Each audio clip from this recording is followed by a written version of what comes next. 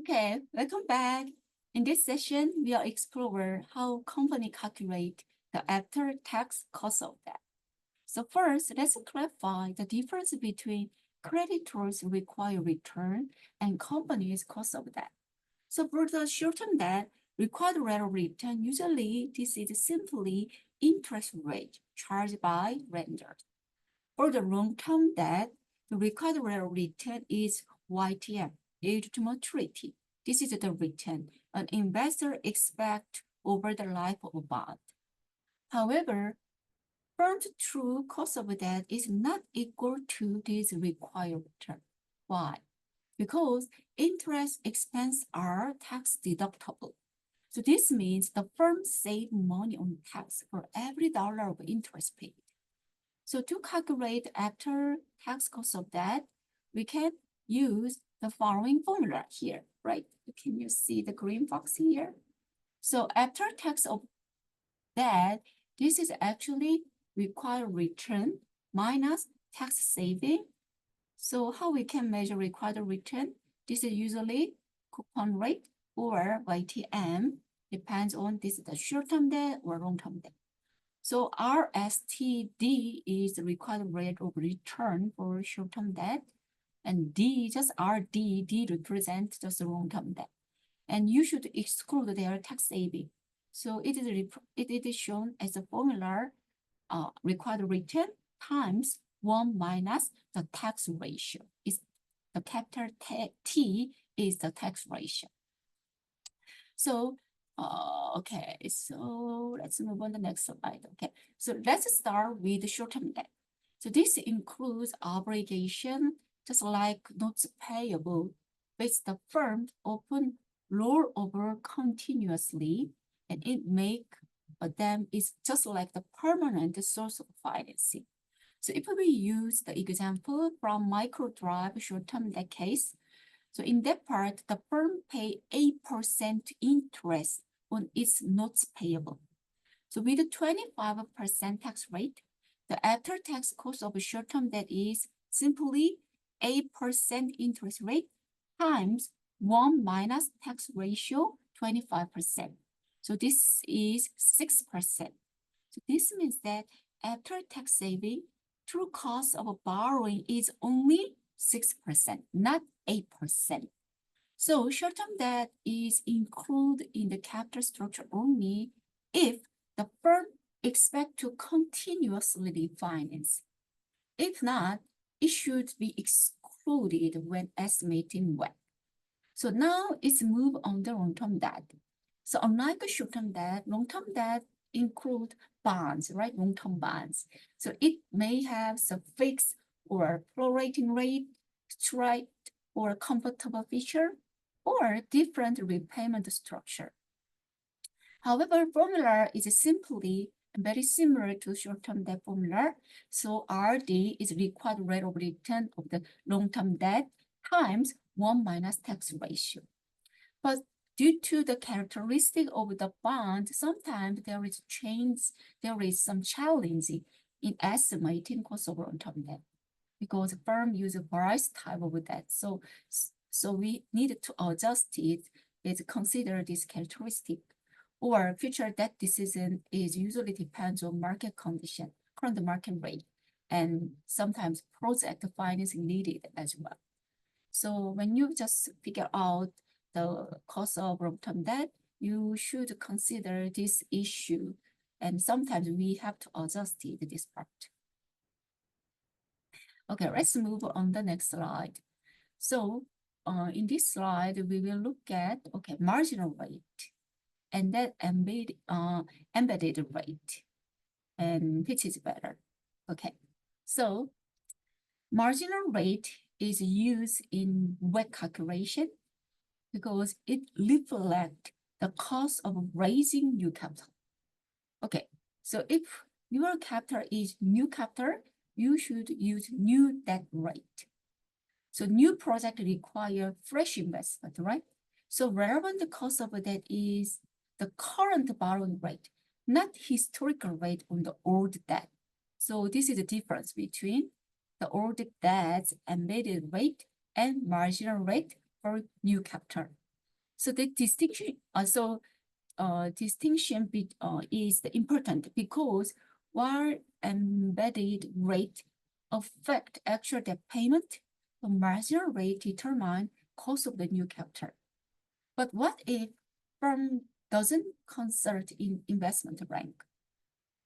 So usually that case, here is the three alternative way to measure cost of debt. So if there is no any concept or very precise information to figure out what is cost of debt, usually you can use the coupon rate. So just using the coupon rate. But this coupon rate should be used for very recently issued bonds. And these bonds are trading at the par value. Also, the second way is using YTM on existing debt. But in this case, if it is not trading at par, right? And if current market information for specific corporations or bonds is not available, usually you have to use the average from industry peer group or same sector or industry companies return. So if the firm has no public trade of debt, it can estimate its cost by looking at similar firms' bond yield.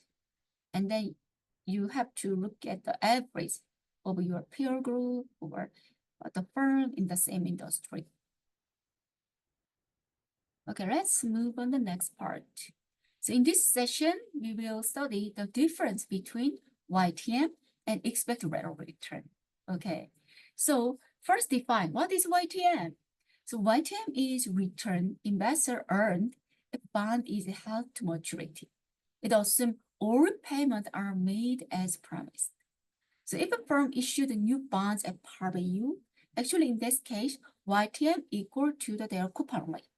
So for example, if Microdrive issued 15 years bond with 10% coupon rate at par, YTM is 10%. Why? Because current their bond price is equal to the par value. But is this the actual return an investor expect to earn? Okay, actually, not necessary.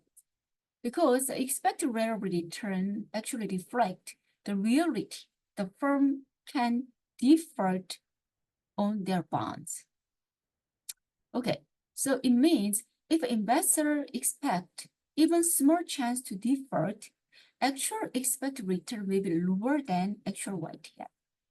Because YTM is just based on promised free cash flow part, promised cash flow part. But expected return consider possibility of default and recovery rate. So let's look at the Microdrive bonds with the default risk example in your textbook. So suppose investor believe chance of default in 14 years, and if default occurred, you expect only 70% recovery occurs based on bond 1,000 face value. So given this condition, let's measure expected return. So now we will use the finance calculator to find out IYTM. This is easiest way. So this is a semi-annual bond. So 14 years time to maturity, but semi-annual. So 14 years multiplied by 2. So 28 is for N. What is PV? Currently, this is trade at par. So minus $1,000. PMT. PMT means coupon payment, but you have to use a semi-annual interest payment. Currently 10% coupon rate, but 10% is annual coupon rate. So 10% divided by 2, 5%, 5% multiplied by par value $1,000. So 50 is a semi-annual interest payment. So put 50 for PMT.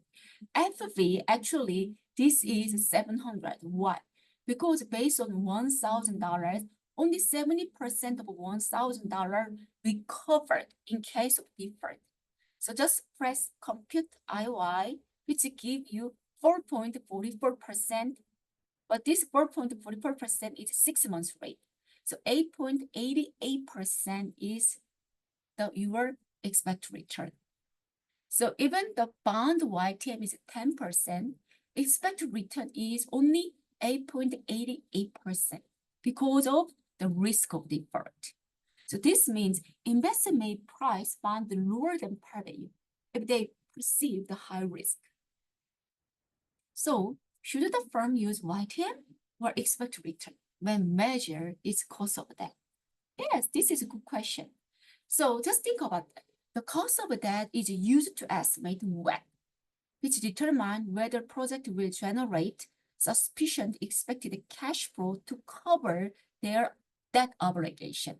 So since the firm must make contractual bond payment based on promised YTM, so this is the rate it needs to earn on its project to meet that obligation.